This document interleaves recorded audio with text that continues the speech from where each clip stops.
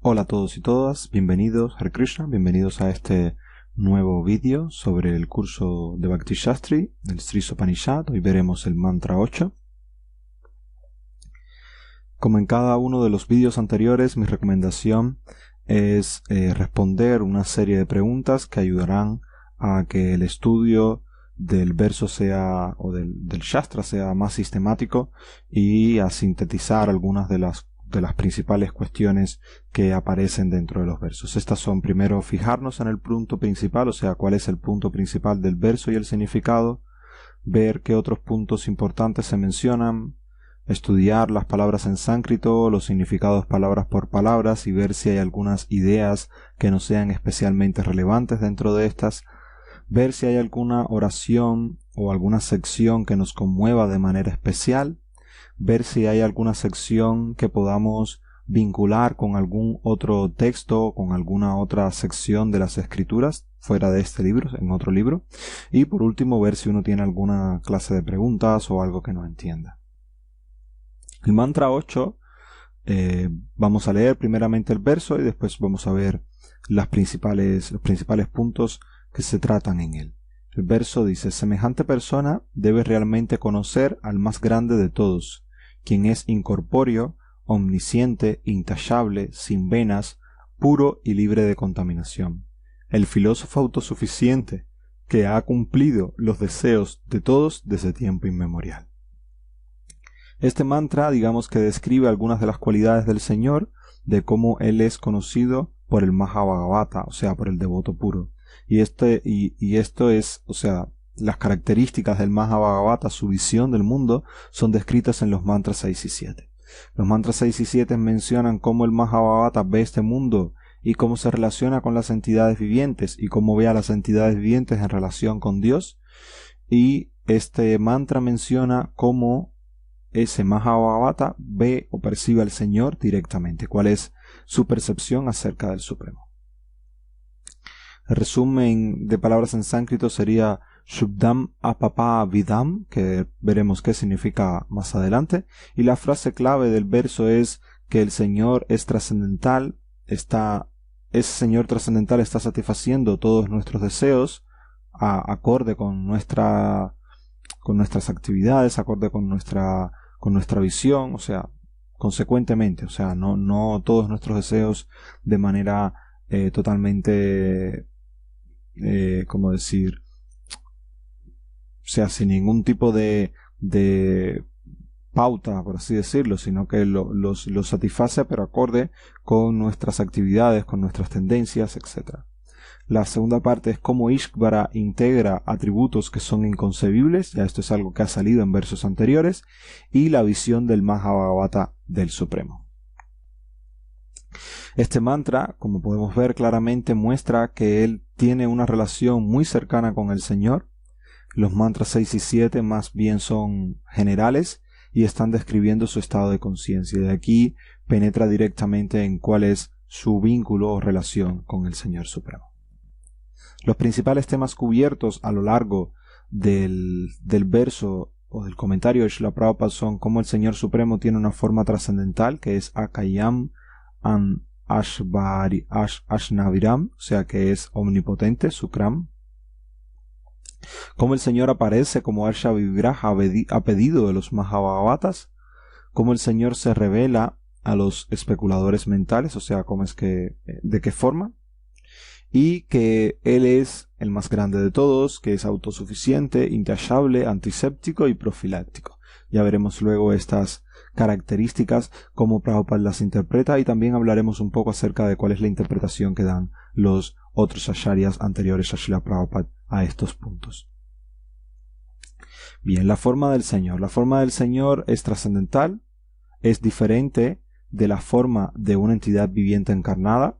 El Señor es descrito, por ejemplo, como Ashnaviram, que significa sin venas. Su forma no es una máquina temporal hecha de tubos, o sea, las venas nuestras las podemos comparar como tubos por donde corren las principales sustancias que le dan vida a nuestro cuerpo, o que permiten, bueno, no le dan vida, sino que permiten que la vida se mantenga en un status quo dentro de nuestro cuerpo. y la forma del Señor es diferente, no es diferente de Él mismo, o sea, y no tiene venas. El Señor es descrito como que no tiene venas, pero en el Srimad Bhagavatam se describe como que Krishna sangra a recibir las flechas que lanzaba Bhishmadeva. ¿Alguna sugerencia al respecto? Hay una contradicción ahí, o sea, es un punto abierto que les dejo para que ustedes reflexionen, que pueden pensar, decir o quizás buscar la sección esta donde Bhishmadeva y Krishna se ven cara a cara en el campo de batalla de Kurukshetra, qué es lo que sucede, qué es lo que representaban estas flechas que lanzaba Bhishmadeva, qué es lo que representaba la sangre que Krishna, o sea, de las heridas de las flechas. Mi recomendación es que lo busquen, que traten de ver cómo encajar ese punto. Y el Señor es claramente declarado aquí que es incorpóreo, lo cual significa que no hay diferencia entre su cuerpo y su alma. Esa es la interpretación que da Srila Prabhupada. Evidentemente no es una interpretación, no es igual a la interpretación que dan los impersonalistas, que ya hemos tratado en versos anteriores, sino que Prabhupada toma el hecho de que como que no tiene venas como una manera de describir las características inconcebibles del cuerpo del Señor. Y también como una manera, o sea, el punto de Prabhupada es si no, o sea, cuál es el punto de hacer referencia a si tiene venas o no, si realmente él no tuviese un cuerpo. Si no tuviese un cuerpo, evidentemente no tendría venas. Pero el hecho de hablar de que no tiene venas da una idea de que tiene algo similar a un cuerpo. Es un punto bastante, a mi opinión al menos, es bastante claro en cierta medida. Y el otro punto que Prabhupada hace referencia es este, de que no hay diferencia entre su cuerpo y su alma, que cada una de las sustancias de su cuerpo está construido con la sustancia del alma, o sea, cada una de las sustancias del cuerpo del Señor está construido de la misma sustancia que está hecha nuestra alma y la de él. Entonces, él no está forzado a aceptar un cuerpo acorde con las leyes de la naturaleza, como si lo estamos nosotros. Él es incorpóreo, akayam. Este énfasis es para destacar que el Señor no asume un cuerpo material como el de las almas caídas. Más bien su forma es Sakshitananda. Es una descripción similar del Señor Supremo. Se encuentra en el Brahma Samhita. Prabhupada cita el Brahma Samhita, el famoso verso del Brahma Samhita, donde se dice que Krishna es Sakshitananda Vigraha. Entonces, este verso, esta sección del verso donde habla de la forma del Supremo, de que no tiene venas, de que es incorpóreo, Prabhupada lo interpreta de la manera esta de que no se puede pensar de que el Supremo carece de cuerpo, sino que el énfasis en que no tiene venas es una descripción más de que su cuerpo tiene que ser trascendental. Chaitanya Charan Prabhu cita al respecto. En el Lalita Madhava, un rey le ora al Señor diciendo: yo pensaba que te estaba glorificando con poesía selecta, pero al ver tu forma comprendo que mis plegarias fueron un insulto. Es como comparar a un emperador con el propietario de una aldea.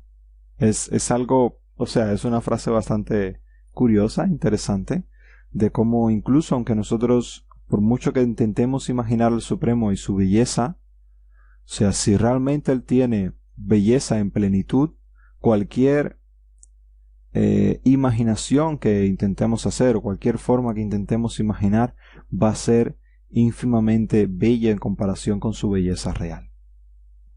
Y después él comenta aún más acerca del tema del cuerpo sin venas, de Ashnaviram. Dice: prueba aún más que el Señor no es impersonal.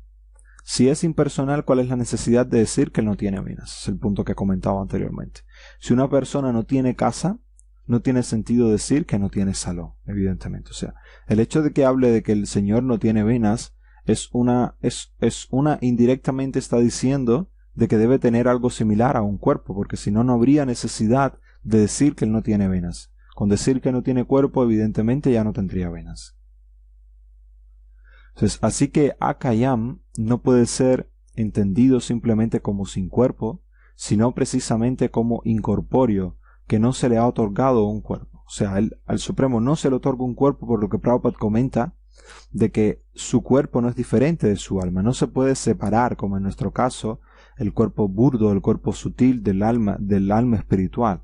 Para él todo eso es un conjunto, es la misma cosa. Su cuerpo está hecho de la misma sustancia que está hecha el alma, y no solamente de la misma sustancia, sino que es indivisible. Y una prueba, por ejemplo, es lo que dice el propio Brahma Samhita cuando describe que cada uno de los órganos del Señor Supremo puede hacer las funciones de cualquier otro órgano. O sea, él puede comer con la vista o con el oído, puede caminar con sus manos o lo que sea. O sea, puede hacer cualquiera de las funciones destinadas a un determinado órgano en nuestra característica, la puede hacer con cualquiera de sus otros órganos. Evidentemente nuestro cuerpo no es igual al de él. El cuerpo nuestro es material. Ese cuerpo material es como un mecanismo que actúa como un vehículo para el alma condicionada, o sea, es como el coche, el carro, depende del lugar, de la región en que se encuentren del planeta, del alma condicionada, y así es descrita en muchas secciones de la literatura védica, y como tal, los sentidos del alma encarnada son diferentes de su cuerpo, que es diferente de su mente, que es diferente de su inteligencia, y todos estos están separados del alma pura. Esto es algo que se describe al final del capítulo 3 del Bhagavad Gita. Pueden acudir a los últimos versos del capítulo 3 y ver cómo Krishna hace esta misma descripción esencialmente. Que los sentidos del alma son diferentes al cuerpo, que estos son diferentes a la mente y estos son diferentes a la inteligencia. Y todo esto es diferente al alma espiritual.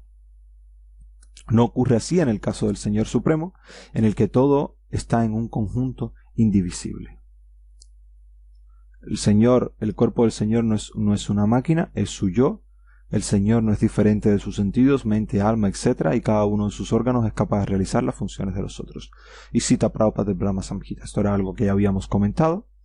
Y la palabra Sukram significa omnipotente, o sea que aunque el Señor no tiene manos ni piernas como las nuestras, Él tiene un tipo diferente de manos y piernas mediante las cuales Él puede aceptar todo lo que le ofrezcamos y puede correr más rápido que nadie. Esto es digamos una alegoría, o está parafraseando algo que ya habíamos mencionado en los versos anteriores, que como Él corre más rápido que la mente y como acepta, a pesar de que no está en ninguna parte, acepta lo que todos le pueden ofrecer. O sea, que no está que está cerca pero lejos. Era algo en la analogía esta de cerca pero lejos y lejos pero cerca que habíamos ya citado. El Señor está en su morada trascendental, pero aún así está en los corazones, y como está en todas partes puede aceptar todo lo que le ofrezcan al instante, y por eso puede moverse más rápido que la mente, etc. Entonces, resumiendo, nuestro cuerpo es temporal. Hay una marcada diferencia entre las funciones que realiza cada órgano de nuestro cuerpo. Nosotros no podemos comer con la vista, literalmente. Y también hay una determinada, hay una marcada diferencia entre nuestros sentidos, nuestro cuerpo, nuestra mente, nuestra inteligencia y nuestra alma.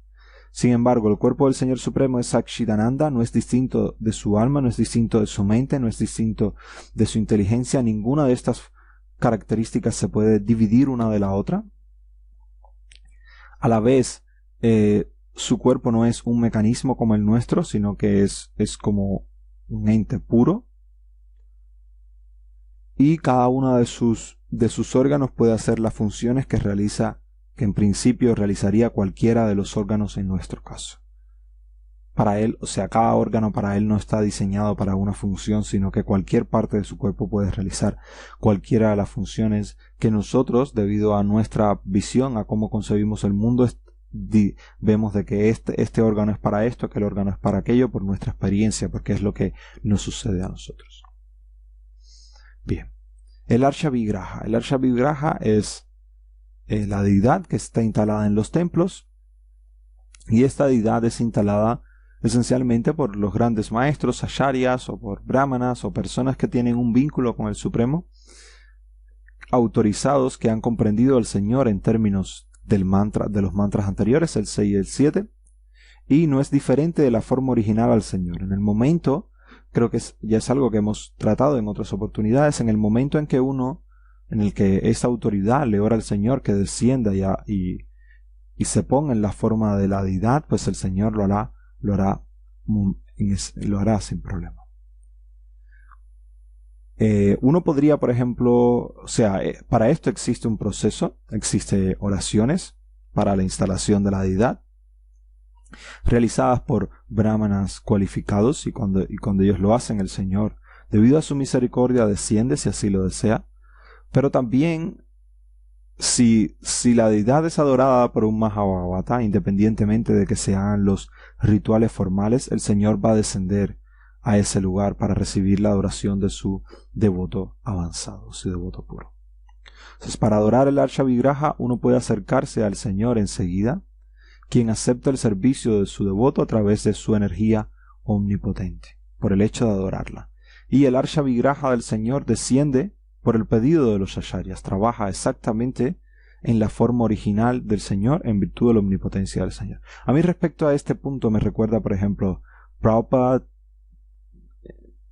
con las deidades de Londres. Creo que fue Radharani que había tenido un problema en un dedo, que se había dañado un dedo de la deidad, y Prabhupada aún así se llevó la deidad y la instaló, porque él tenía la convicción de que con su pedido Krishna descendería independientemente de que la deidad no fuera perfecta, porque en realidad, desde el punto de vista material, desde el punto de vista de la talla, ninguna deidad es perfecta. O sea, si vamos al punto que habíamos tratado anteriormente acerca de la belleza, ¿no? Cuando describe el rey que dijo, tu belleza es, yo pensaba que te estaba describiendo con versos muy elevados acerca de tu belleza, pero cuando te veo me he dado cuenta que es como si estuviera comparando un aldeano con un rey. Pues es igual, o sea, por muy experto que sea la persona, el artista que esté confeccionando o tallando la forma de la deidad, o pintando, en dependencia de la forma que uno sea capaz de construir, o el tipo de material que uno esté utilizando, nunca va a poder captar completamente la belleza del Señor Supremo. Nunca. Pero el Señor Supremo aún así desciende en esa forma para recibir la adoración de su devoto, es su misericordia para con su devoto. Y es a pedido de los grandes acharyas o de los Mahābhagavatas que eso sucede. Incluso si nos podemos a pensar, todas las encarnaciones o todos los avatares que descienden, todos descienden después de que se les ha orado o que se les ha pedido por un gran devoto que él descienda. Todos. No hay un solo avatar que descienda sin el pedido o la oración de un gran devoto pidiéndole que por favor que descienda. De igual manera es con el Arsha Vigraha.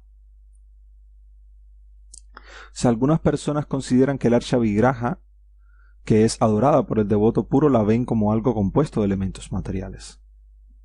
Y en cierta medida está compuesta por elementos materiales, pero una vez que Krishna desciende ahí, ya no hay diferencia entre la forma material, entre comillas, de la deidad y el Señor mismo. El Señor transforma esa forma en energía espiritual.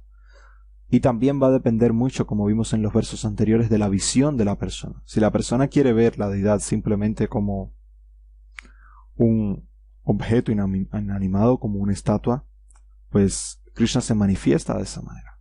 Pero si la persona realmente ve ahí a la suprema personalidad de Dios, pues Krishna va a manifestar esa forma como la suprema personalidad de Dios, y va a permitir que el devoto la adore como si fuera él mismo. Y de hecho es él mismo, pero hay que tener esa visión apropiada para poder verlo así. Si no, va a ser muy difícil que uno pueda adorar la deidad como si fuera Krishna mismo. Esas personas que critican a los que adoran a la deidad y la ven simplemente como un compuesto de elementos materiales, no saben que el Señor, siendo omnipotente y omnisciente, puede transformar la materia en espíritu y el espíritu en materia según él desee. O sea, el tema de la adoración de la deidad es uno de los temas que más conflicto trae para personas, sobre todo que son criadas en un ambiente judeocristiano o cualquiera de las tradiciones abrámicas, porque tienen paradigma o la cosmovisión de que es imposible representar a Dios, y con lo cual, primero, que Dios nunca ha sido visto, segundo, que no es posible representarlo, y con lo cual cualquier cosa que se intente hacer es prácticamente como una ofensa hacia el Supremo. Y en cierta medida tiene puntos, tiene puntos correctos. Primero, ver a Dios no es fácil, no es observable con nuestros propios sentidos cuando nosotros comenzamos. Captar plenamente la belleza de Dios tampoco es posible. Pero hay un punto que ellos están olvidando, y es la misericordia del Señor Supremo para con sus devotos puros. Y que a través de esa misericordia, si Dios quiere, no es que tú obligas a Dios a descender, es que si Él quiere, debido al amor tan grande que siente por su devoto, Él puede descender a la forma de la deidad para ser adorado por su devoto de una manera mucho más íntima que la adoración sin atributos. O sea, la literatura védica se habla que la adoración de Dios puede ser saguna, con atributos, o sea, en la forma de la deidad, o nirguna, sin ningún tipo de atributos. Pero la adoración saguna, cuando uno no es lo suficientemente avanzado, cuando uno no puede ver a Dios directamente, cuando uno no tiene una conexión directa con Dios y puede adorarlo dentro de su corazón de manera espontánea, y puede adorarlo, ir a donde está Él en el mundo espiritual y adorarlo, como hacían los Goswamis de Vrindavan, pues uno necesita en la etapa neófita, o algunos necesitan esta adoración con atributos para poder sentirse más cercano a Él, para poder tener un vínculo mucho más estrecho.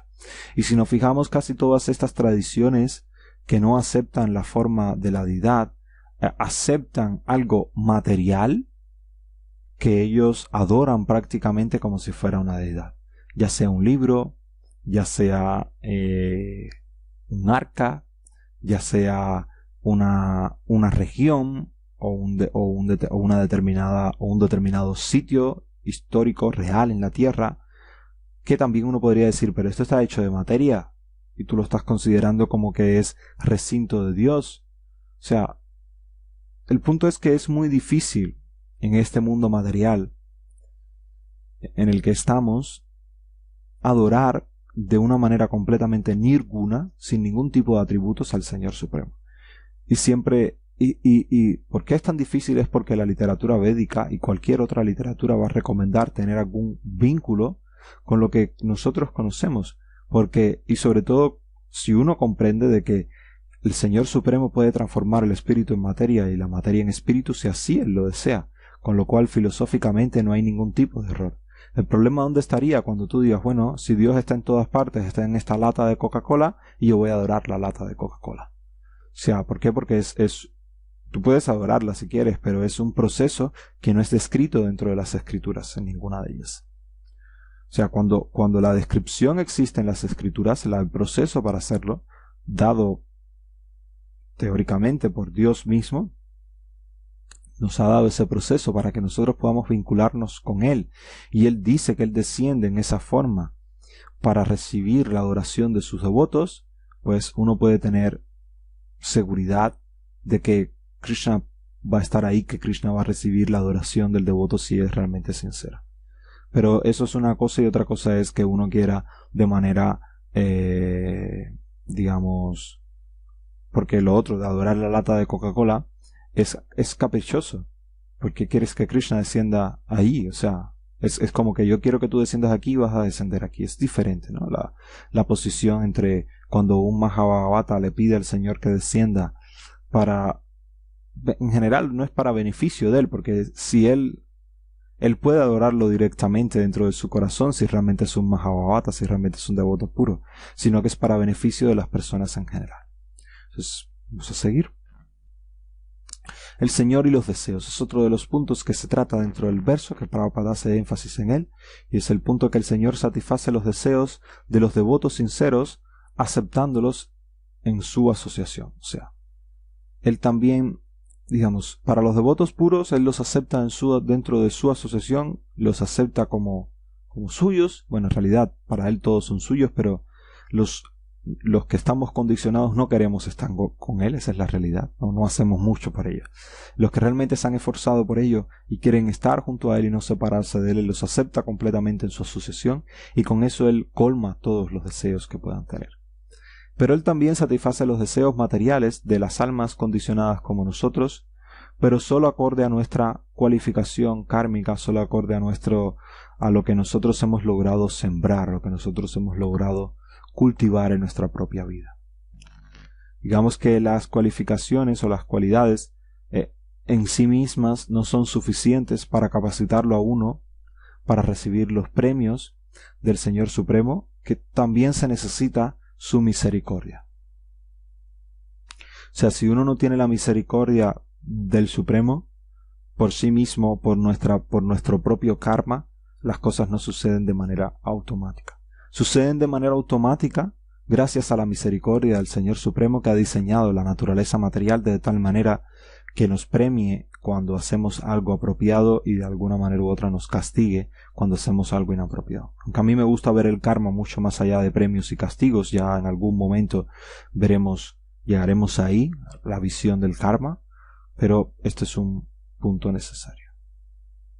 Si un hombre desea ser un juez de la alta corte, tiene que adquirir no solo las cualificaciones necesarias, sino también tiene que tener el conocimiento de la autoridad que otorga el título de juez. O sea, es el mismo punto. O sea, que no solamente con uno tener la cualificación basta, sino que necesita tener, digamos, la misericordia de la autoridad para poder desempeñar una función o para poder lograr algo. Sucede igual con los deseos. Nosotros puede que nos hemos ganado las cosas, pero si no existe la misericordia del Señor que otorga eso, pues no lo podemos recibir. El no pensar de esta manera es como el pensamiento que tienen la filosofía Karma Mimamsa. La filosofía Karma Mimamsa en esencia lo que dice es: yo no necesito adorar a ningún Dios, yo lo que necesito hacer es mi función apropiadamente. Si yo cumplo con mis funciones apropiadamente, voy a recibir el premio que yo merezco. Dios está obligado a dármelo. Es la visión, esencialmente. En realidad, Krishna no se inmiscuye directamente en estos puntos, lo hace a través de su energía material, de sus diferentes energías, pero si no fuera por su misericordia, esas energías no estuvieran funcionando, con lo cual en última instancia todos nuestros premios y todas nuestras actividades descansan sobre su misericordia. Y el otro punto es que las cualificaciones en sí mismas no son insuficientes para que uno ocupe el puesto, tiene que ser otorgado por esa autoridad superior. O sea, el punto del puesto de los deseos es más o menos similar. El Señor es un proveedor recíproco, imperecedero, y somos suplidos por Él acorde a nuestra cualificación y su misericordia en forma del otorgamiento de lo que nosotros hemos deseado. Es un punto, resumiendo el punto anterior. Entonces se dan dos cosas: karma más daiva crea phala, o sea, la acción. El karmavada tiene la visión de que todo está en mis manos, el éxito solo depende de mí. Es una visión que no es la misma. Karmavada, karma kandi, karma mimamsa es más o menos lo mismo. Todo está en mis manos, el éxito depende exclusivamente de mi esfuerzo.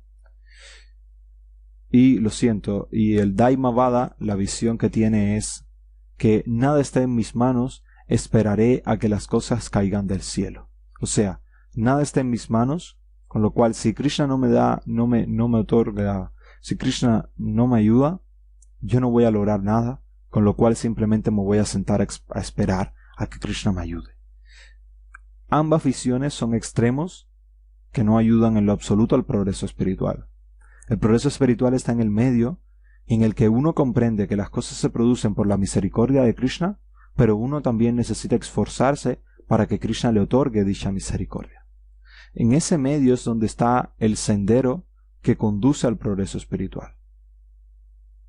Krishna dice en el Bhagavad Gita que él, de alguna manera u otra, se revela a las personas acorde o es recíproco con las personas acorde con la adoración que las personas le dan. O sea, si no hay un esfuerzo de progresar espiritualmente o de lograr las cosas, la misericordia no va a llegar. Para nosotros obtener algo necesitamos de la misericordia, pero nuestro esfuerzo es la invitación a la misericordia.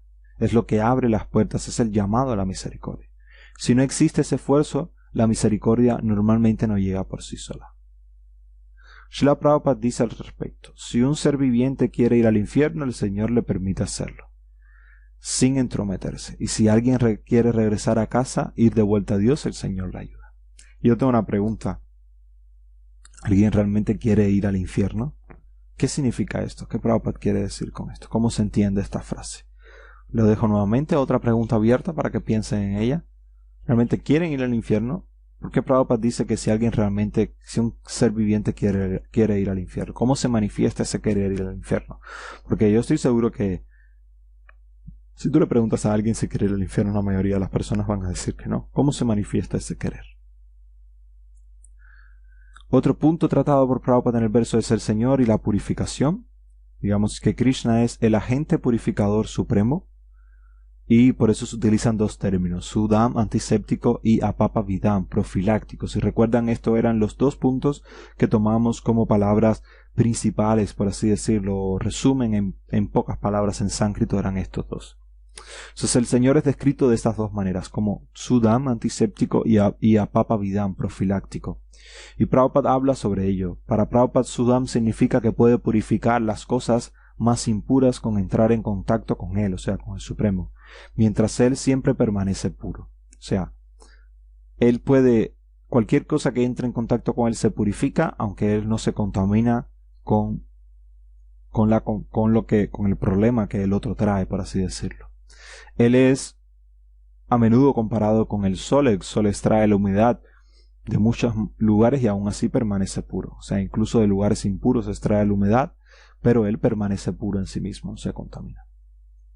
Krishna es de esta manera. Nosotros no podemos decir que seamos iguales.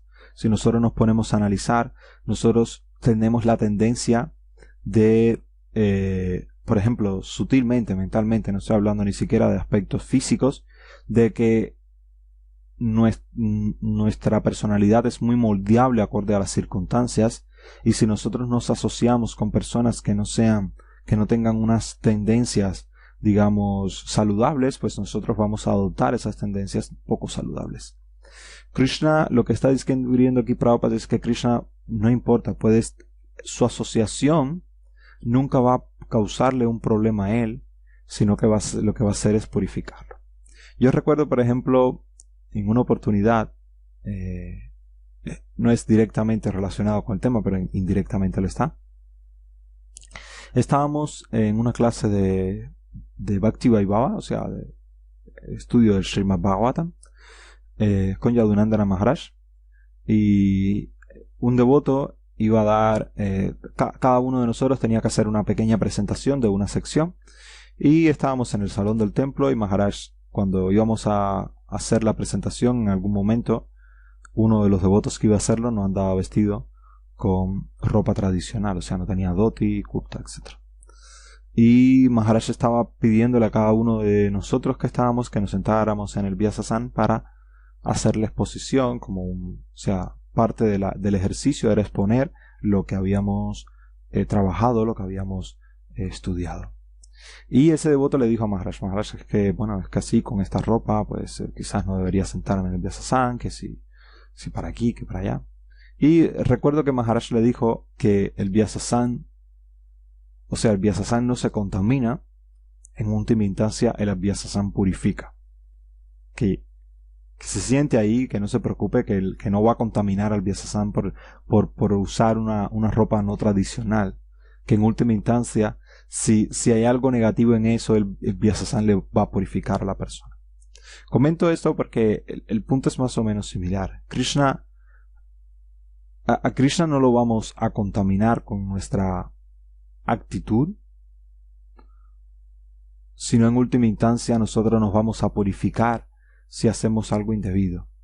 Digo esto, o sea, está bien que una persona tenga el deseo y la intención de hacer las cosas de manera apropiada y de no cometer ofensas hacia la deidad, hacia Krishna. De hecho, en el néctar de la devoción es una de las cosas que se describe que uno debe evitar. Hay 64 clases de ofensas que son descritas y uno debe evitarlas. Mi recomendación es que busquen, las lean, porque curiosamente la mayoría, mis perdones nuevamente, la mayoría de las veces que yo escucho a las personas decir que algo es una ofensa, no aparecen en esa lista de 64 tipos de ofensas descritas por Rupa Goswami en el Néctar de la Devoción, que supuestamente deben ser las más importantes, porque si a él se le pasaron, pues ¿cómo van a ser más importantes que las que ahí aparecen, ¿no?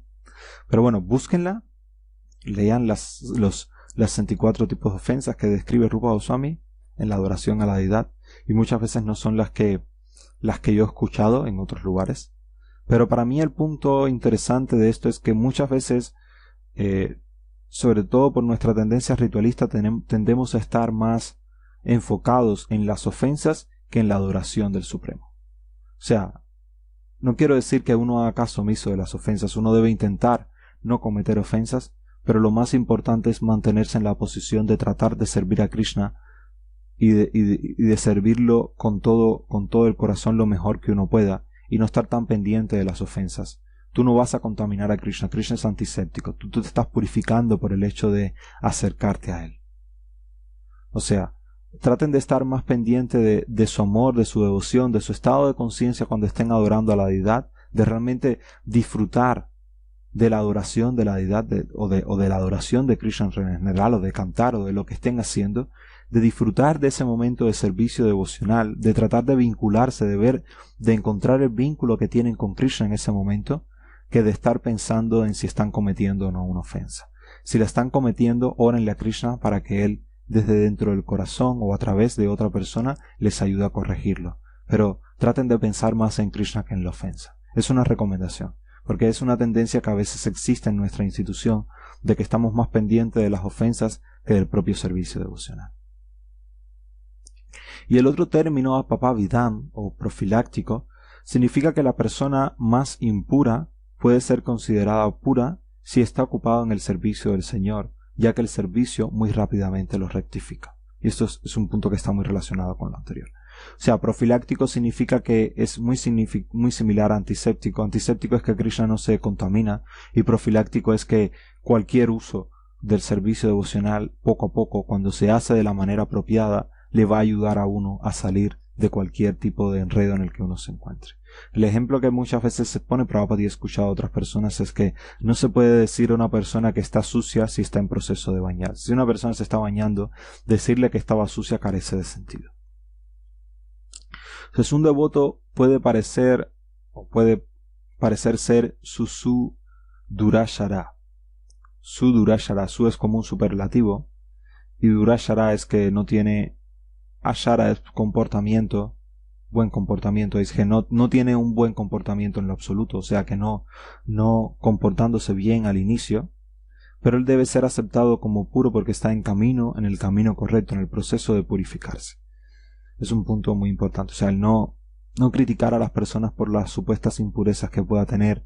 Si realmente, aquí, fíjense, lo que vale, o acorde con lo que yo entiendo de este tipo de frases de Prabhupada, lo que vale es la intención de la persona de realmente querer cambiar y de realmente querer mejorar, de realmente tener una actitud apropiada dentro de la práctica del servicio devocional. Y es algo importante porque muchas veces es lo que perdemos. O sea, es esa actitud de querer progresar espiritualmente, de querer realmente hacer las cosas bien y de querer mejorar, de querer entender, muchas veces es matada, literalmente es matada dentro de la sociedad en la que vivimos. Estoy hablando de la sociedad en general, en la que el formalismo y lo exterior importa más que lo interior. O sea, nunca dejen que maten esa actitud de querer conocer más, de querer aprender más, de querer ser mejores desde el punto de vista espiritual. Y porque lo que uno necesita para poder progresar espiritualmente, o sea, a ver, en nuestra institución se enfatiza mucho la sumisión, la rendición, y se enfatiza poco las preguntas, si quieren llamarle capciosas o lo que sea, las preguntas para poder aprender y para poder uno progresar. O sea, Uno debe hacer una lectura crítica, uno debe hacer un estudio crítico de las Escrituras para poder progresar espiritualmente. Eso es algo necesario e importante. Y eso nos va a capacitar el hecho de poder aprender. Si no hay preguntas, no se aprende. Si no hay curiosidad, si no hay deseo de indagación, no se aprende. Pero a la vez tiene que ir conjugado con una actitud apropiada desde el punto de vista de que debe hacerse desde la humildad. Eso es un hecho. Si no hay humildad, tampoco se puede aprender. Las dos cosas deben ir juntas. Pero no dejen que el llamado espíritu de sumisión, de que tú tienes que aceptar todo lo que te digan, sin cuestionarte, mate la curiosidad que debe haber, porque entonces no vamos a progresar apropiadamente. Porque, o sea, la fórmula es preguntas de manera sumisa. Pero si no hay preguntas con la sumisión sola, es poco probable que uno logre aprender las cosas tal como son. Es importante que uno pregunte y que uno, o sea, si le dicen algo, sobre todo relacionado con el tema de las ofensas, Prabhu, esto es una ofensa. Bien, ¿dónde lo dice? Búscame el lugar del Shastra donde lo diga. Con toda la humildad, con todo el respeto. Pero yo no tengo por qué aceptar algo que me digas tú si realmente no lo está diciendo el Shastra. O sea, nuestro sistema es Guru Sadhu Shastra. Y a través de la historia de nuestra institución han aparecido muchas cosas que lo siento mucho, pero son mitos que no aparecen en el Shastra. Entonces, ok, con todo el respeto, lo siento, tengo esta duda. ¿Me podrías decir dónde está? ¿Dónde es que dice que si yo hago esto es inapropiado o que hacer esto es lo que tengo que hacer? Y ya está. Y la persona, si es una persona realmente sincera, si no ha sido ese tipo de personas también que de alguna manera u otra han aceptado las cosas sin preguntarse, que han matado su curiosidad poniendo una sobre sumisión a su comportamiento, es sumiso, acepta todo lo que le digan sin cuestionarse nada. Entonces la persona te responderá porque ya habrá investigado. Y si no ha investigado y no se lo ha preguntado nunca, pues dirá, pues vamos a buscarlo, vamos a preguntarle a alguien que quizás sepa por qué es que tiene que hacerse esto así y no de la otra manera. Pero no es positivo el hecho de que la sumisión y que por el hecho de que uno deba aceptar las instrucciones del maestro espiritual o aceptar las instrucciones de la autoridad inmediata, uno no pueda cuestionar ni preguntar por qué las cosas son de una manera y por qué no de otra. Uno debe aceptar las autoridades sin duda alguna, pero también está bien que uno pregunte y cuestione, pues ¿por qué esto es así? Yo quiero que tú me expliques. Si yo lo voy a hacer, yo te necesito saber por qué tengo que hacerlo de esta manera, para poder hacerlo en el estado de conciencia más apropiado. Si no, lo voy a hacer simplemente como un tapón o un parche que estoy poniendo y realmente no estoy entendiendo por qué lo estoy haciendo así. Es que, o sea, así estoy matando. Literalmente estamos matando nuestro espíritu de tratar de saber más, nuestro espíritu inquisitivo. Y si en ese espíritu inquisitivo el propio Gita dice que no se puede aprender. Si nosotros vamos al Gita, en ningún momento vemos que Arjuna es una persona sumisa, es sumiso, pero él pregunta y él establece preguntas claras. ¿Por qué esto? ¿Por qué lo otro? ¿Y por qué tengo? Y una y otra vez hace la misma pregunta. Pero si me dijiste en tal verso que hiciera esto y en el otro que hiciera esto, ¿por qué ahora me dices lo otro? ¿Y por qué me dices que yo tengo o sea, explícame bien cómo es esto de si debo actuar o no debo actuar? ¿Por qué debo pelear? O sea, y Krishna en ningún momento se molesta y le dice, no, que eres un caído y tú lo que eres una persona no sumisa y por eso no vas a progresar espiritualmente, ¿no? Krishna le explica. Y después al terminar el Bhagavad Gita le dice, si es necesario que te explique todo de nuevo, te lo vuelvo a explicar. Entonces, ese es el espíritu apropiado para poder progresar. Krishna y Arjuna son el ejemplo perfecto de guru y discípulo. Además de que, claro, es la suprema personalidad de Dios, pero también es el ejemplo perfecto de instructor. Y es lo que nosotros debemos emular. El estar dispuesto a escuchar cualquier pregunta y está a nuestro alcance el responderla. Y si la persona no ha entendido con nuestra explicación y la persona desea seguir escuchando, pues explicarle una y otra vez hasta que la persona entienda de diferentes maneras. Entonces, para volver nuevamente al tema del Señor y la purificación, el Señor no se contamina, Él es antiséptico y Él es profiláctico. Cualquier relación con Él nos va a ayudar a progresar espiritualmente, si la hacemos de la manera apropiada. O sea, el Señor es también apapavidam, dice Prabhupada, porque el pecado no puede tocarlo. Incluso si Él actúa de una manera en que pueda parecer pecaminosa, semejantes acciones son todas buenas, porque no hay forma de que Él pueda ser afectado por el pecado. O sea, por ejemplo, la relación de Krishna con las gopis. Y algo importante es que nosotros no debemos imitar a Krishna, sino que simplemente debemos tratar de seguir sus instrucciones. O sea, imitar a Krishna es peligroso. Prabhupada, de hecho, respecto a esto da una frase bastante interesante. Dice, si quieres imitar a las gopis, imitar a Krishna bailando con las gopis, primero intenta imitar a Krishna levantando la colina de Govardhan. O sea, si tú quieres realmente bailar con las gopis, ok, ve a Govardhan primero, trata de levantar la colina. Si eres capaz de levantar la colina, entonces ve y trata de bailar con las gopis. Pero primero una cosa para después la otra. Porque nosotros, o sea, imitar es peligroso, la actitud apropiada debe ser la de seguir. Krishna es profiláctico, o sea, el pecado no lo toca, pero si nosotros actuamos de manera inapropiada, la naturaleza material sí nos va a pasar la cuenta.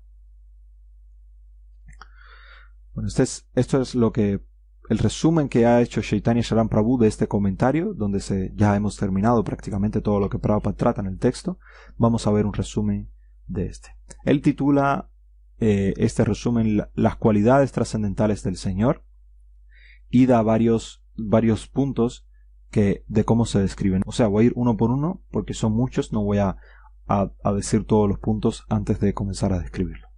El primero de los puntos es la forma trascendental.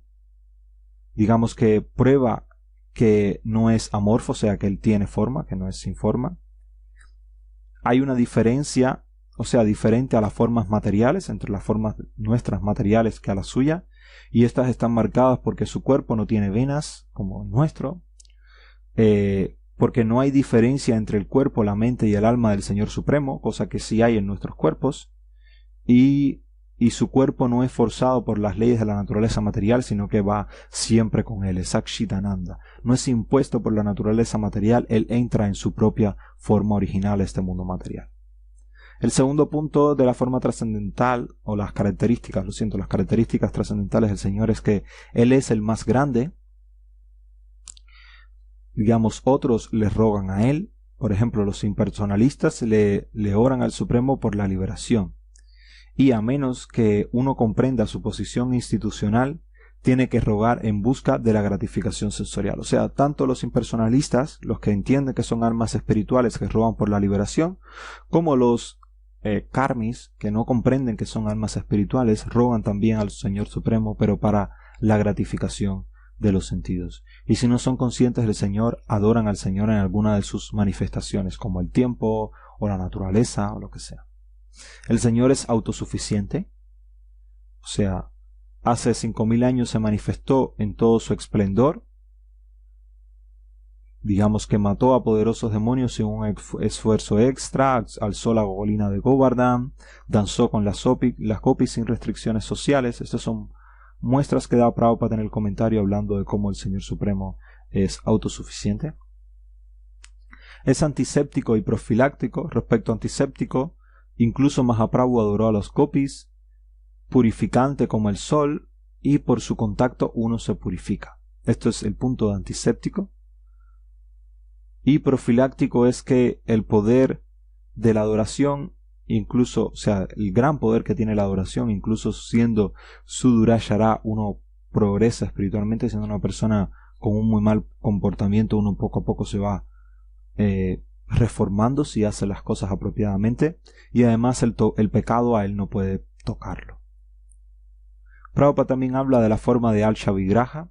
Dice que es una forma fácil de acercarse al Señor Supremo, es autorizada por los acharyas, con lo cual no es diferente de su forma original, y es una forma en la que él acepta servicio. Hemos hablado bastante del tema. El Señor es omnipotente, Angani Asya. O sea, en el Shruti se describe que no tiene manos ni piernas, pero acepta lo que le ofrezcan y es más rápido que la mente. Esto también lo comentamos un poco. Él es misericordioso, o sea, satisface a todos acorde a su deseo, en proporción a su cualificación, y te ayuda a ir de vuelta a Dios o al infierno en dependencia de si quiere. Les recuerdo nuevamente que hemos dejado una especie de pregunta abierta de quién quiere ir al infierno, porque Prabhupada dice esto. Y hay ciertas personas que no aprecian estas cualidades del Señor Supremo. Estas son las entidades vivientes caídas que han olvidado su verdadera naturaleza como sirvientes del Señor, quienes no tienen información acerca del tema, evidentemente no pueden apreciar lo que no conocen, y aquellas personas que están influenciadas completamente por la naturaleza material y con lo cual no pueden percibir la grandeza del Señor Supremo. Este es el resumen que hace Chaitanya Charan Prabhu sobre el comentario de Srila Prabhupada. Como ven, es muy completo, prácticamente todos los puntos que aquí aparecen los hemos tratado también a lo largo de nuestra lección, y vamos a ver el ejercicio de introspección dado por Murli Prabhu, Urmila Devi y Dravida Prabhu. Respecto a los comentarios de los acharyas pasados, casi todos son muy similares a los de Prabhupada, por eso no he puesto nada al respecto. Y tampoco en esta sección he dejado dos preguntas abiertas, pero no son preguntas, por así decirlo, como, a ver, son tareas, pero son tareas para ustedes mismos, para que reflexionen desde el punto de vista personal, no el tipo de tarea que si tuviéramos un curso semipresencial revisaríamos. Bien, lee el mantra 8 y su significado. Esto normalmente se pide Murli Prabhu que lo hagamos durante la mañana, al inicio del día. Y después de terminar de leer nos pide que nos enfoquemos. ¿Y en qué deberíamos enfocarnos? Pues que el Señor está satisfaciendo a todos nuestros deseos acorde con lo que merecemos, pero de una manera que eventualmente deseemos purificarnos de nuestros deseos egoístas y solamente alcanzar nuestro estado espiritual puro en relación con Él. Y pide que nos enfoquemos en cómo todo lo que el Señor hace es por nuestro bien, diseñado solo para incrementar nuestro deseo de servirlo y alcanzar nuestra posición eterna en el mundo espiritual. Podemos orar para comprender que el Señor está satisfaciendo nuestros deseos acorde con nuestras cualificaciones, de tal manera que incrementemos nuestro deseo para estar con Él. Considerar a lo largo del día, durante nuestras actividades, cómo muchas personas están desconcertadas por la naturaleza aparentemente injusta de este mundo, donde tantas calamidades están siempre tomando lugar. Nos preguntamos por qué parece que el Señor no está cumpliendo nuestros deseos, pero considera los deseos y las cualidades reales de las personas de hoy en día. ¿Realmente desean las personas servir a Dios o ellos desean su propia gratificación material? El Señor ha satisfecho nuestro deseo en busca de gran avance material para esta gratificación.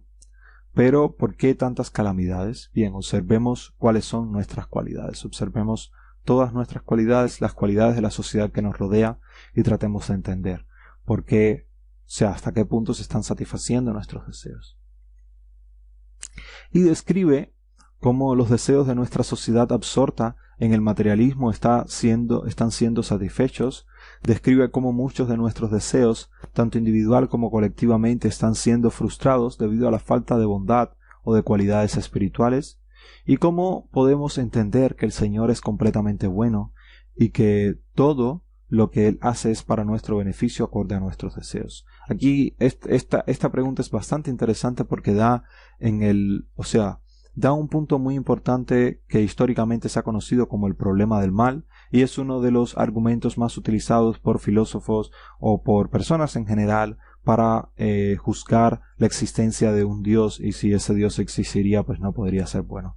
El problema del mal es esencialmente lo que dice es: si Dios es omnisciente, Él conoce todo lo que sabe; si es omnipotente, puede cambiarlo; y si es completamente bueno, entonces ¿por qué no lo hace? Entonces es un punto bastante interesante, pero yo creo que si una persona reflexiona bien acerca de esta pregunta, comprende bien la ley del karma, la reencarnación y lo demás, la persona yo creo que podrá responder acertadamente al problema del mal, o por lo menos encontrar una respuesta plausible a dicho problema. Esto es todo, espero que haya sido provechoso, muchas gracias y Hare Krishna.